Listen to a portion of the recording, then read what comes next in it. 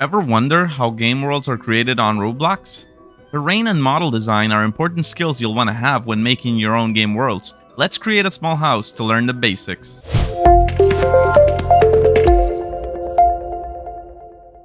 Hello everyone, it's Louis from LogoLife, bringing you a series dedicated to Roblox game development.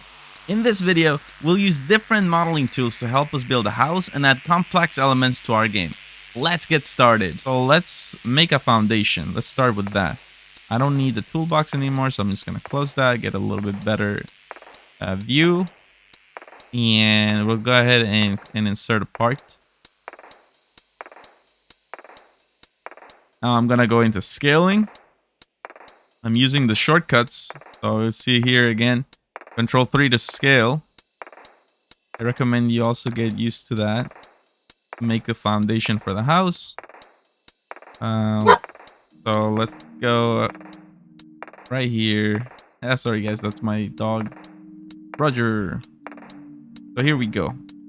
And we can change the material to this. We go into the part. We will need to have the properties. This could happen to you that you don't see the properties, so that's fine that it happened here. Go to view and then properties. That lets us see the part properties. So we want to change the material. I think we'll want to have probably like a concrete or granite concrete. Oh, there it is. So getting close, you can see it's got like a concrete texture, and you can change the color. So I'll go ahead and no. Okay, hold on.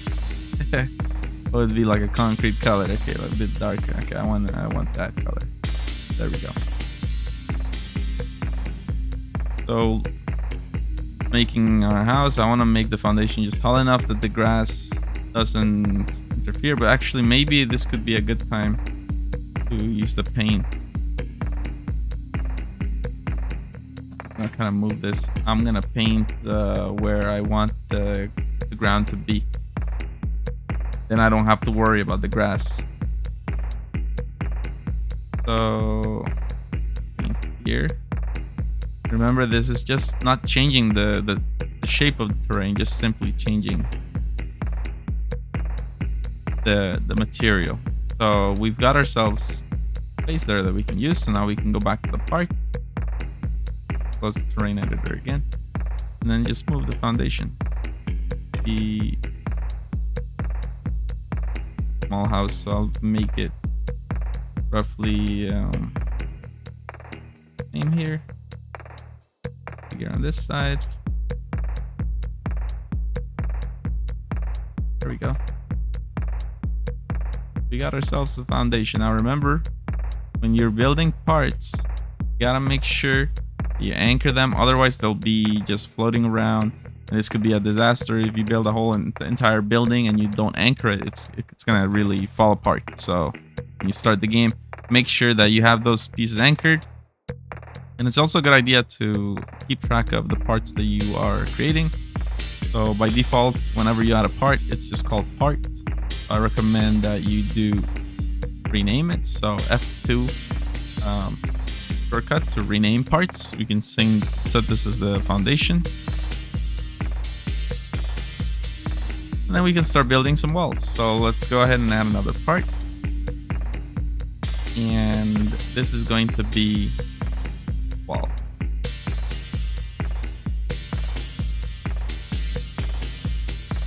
So you got to play with the position and with the scaling, get it just right.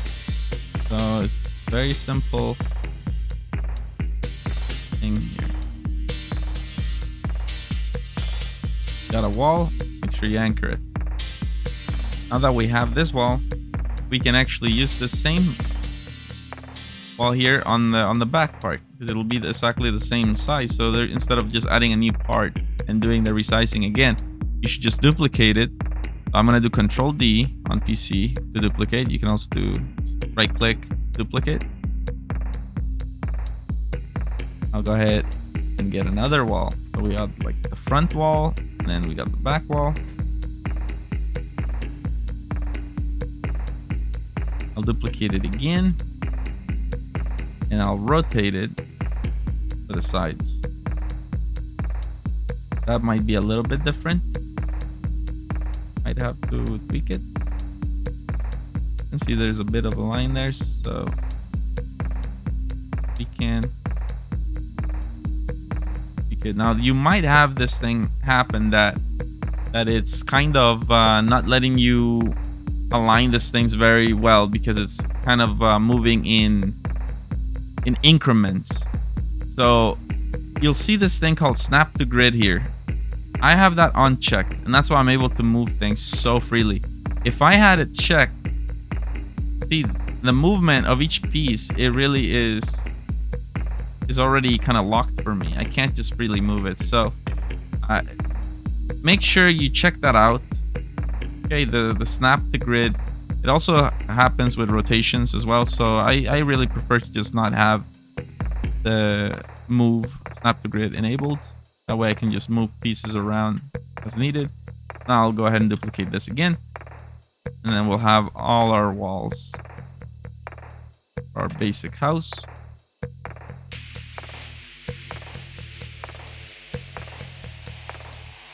Okay, here we go. So all of them are called parts. I guess we could, and we just have to know these are the walls of the house. I'm gonna change the material to like a brick. I want a brick house. I selected all the 4 parts, all the 4 walls, and I was able to actually change the properties. That's just because the parts are of the same type. So the way you're able to do this, I'm gonna choose a classic brick. But you see there are some issues here. There is no place for the door, and there are no windows. So we'll make some fix here to add a bit more life to this thing. But first, let's name the walls. Say wall 1. So on. Okay, so the way we're gonna add space for the doors and windows is through this concept called negative parts. You'll see at the top here, it's called solid modeling, and they're currently grayed out: union, negate, and separate. So I'm gonna teach you about all of those 3, and we're gonna need that to make the window and the door. So I'm gonna add another part. And this is gonna be a negative part. See, now I can select the part and choose negate.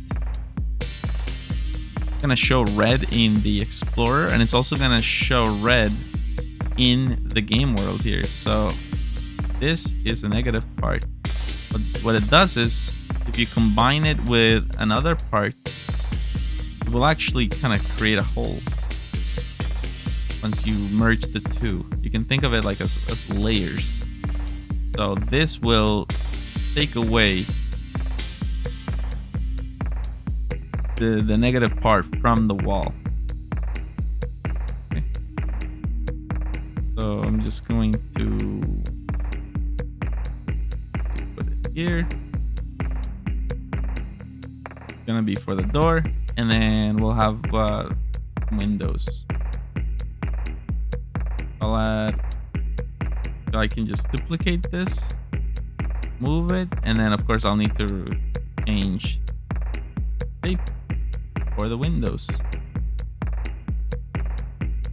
Nice, have a window here, and then I can duplicate and move it, get a window on the other side. Get windows all around. I'll duplicate again, rotate, move. Notice how I made the negative part a lot thicker than the wall. It doesn't matter the exact positioning, as long as it is intersecting, it'll just cut away at the wall. So we'll add another couple windows here.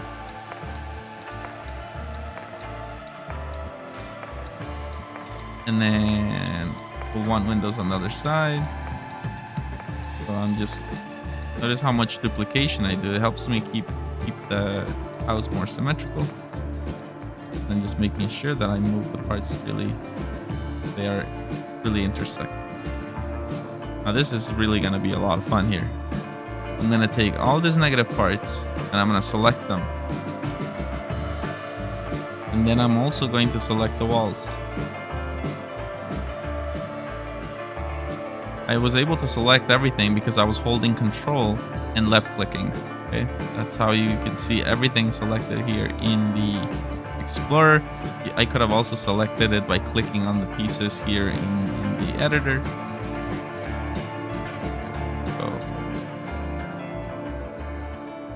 I could have done this as well. Show you both ways. Okay. Oh, I got the foundation by mistake. All right, here we go. So now that we have everything selected, I'm going to go ahead and hit Union. And when we do that, it'll fuse the parts together to make a single part, and it'll cut away all the negative parts. Check it out. Boom. Just like magic. Now we got ourselves a lot more windows. We have a space for the door. It is great. We can also add a roof. But first, let's add windows. This will be easy. It's very similar to something we've already done. Notice how we got this thing in our Explorer called the Union, and that is letting us know that this is actually a collection of parts that were unions together. If we want to get back the individual pieces, we can select separate, and then we'll go back to how it was before. Again, let's go back to Union. Remember, all these pieces are actually anchored. Now for the roof. I think that might overly complicate the structure here, but we can mix it now with the wedge. Regular wedge. We can combine it with scaling. Make our roof.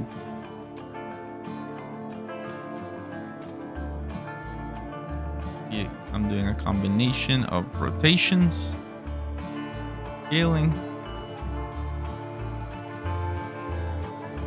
Not exactly symmetrical yet.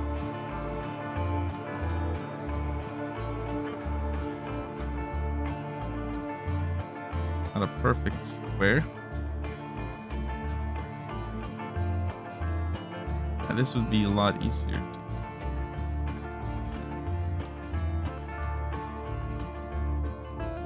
Corner wedge,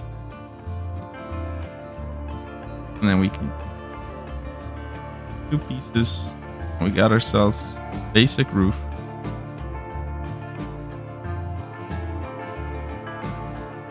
Don't forget to anchor them. And we can select the material. I wonder if they have like a shingle. We'll have like wood planks. Our roof. Basic house. Okay, now we need to have some windows, maybe a light. For the windows, it's very easy. Now go back to block. And we just move it where the windows are. And we made it so all the windows are basically the same size. Now this is a bit different than the negated part because we're gonna want to have a bit more precise.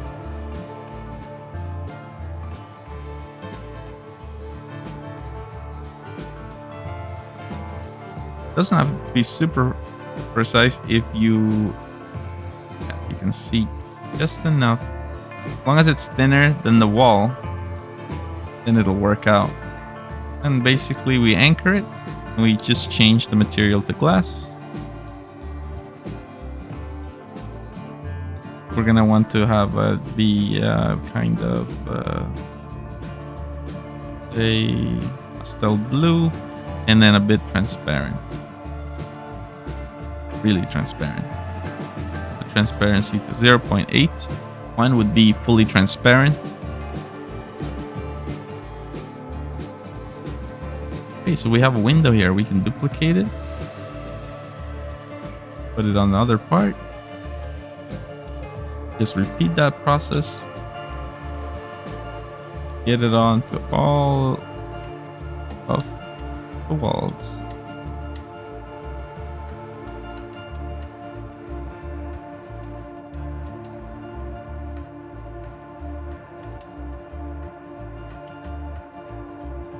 And then we get the other side. You can see how useful it is to duplicate. Otherwise, this would be a lot more time consuming. I select the window over there. Feed it. Boom. Nice. Now we just need a door. Now, door is a bit more complicated, but the good thing is you can always come in, toolbox, and just look for doors. This one even has some scripts that lets us open and close. So it would have been good to check with the door in the beginning to make sure that the gap that we have is already good enough. We'll make it work.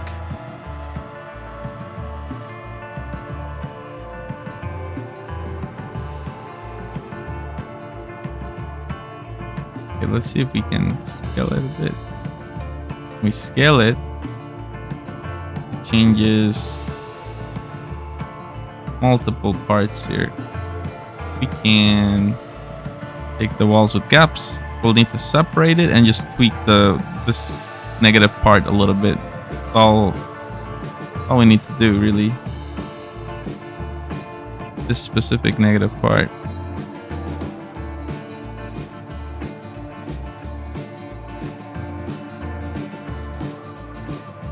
Okay, let's go back now. All this and on the walls.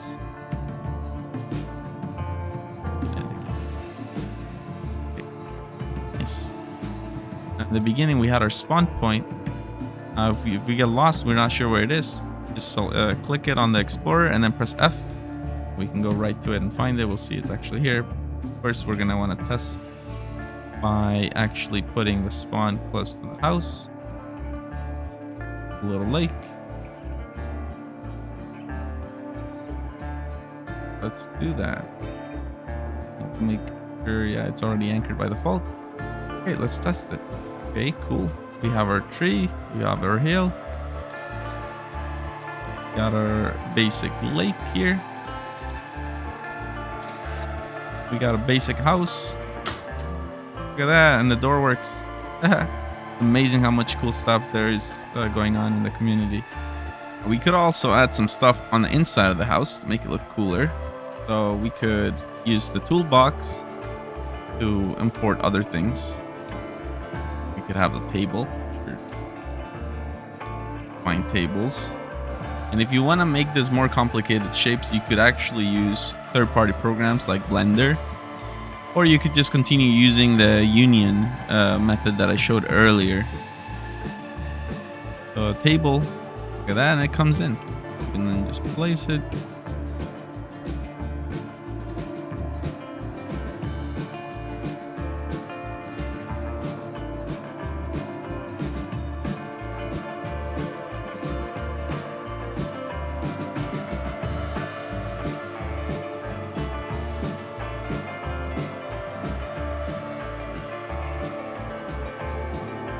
I mean, you can have so much fun with this, play around, make all that environment, and it's truly amazing how much the community has already done.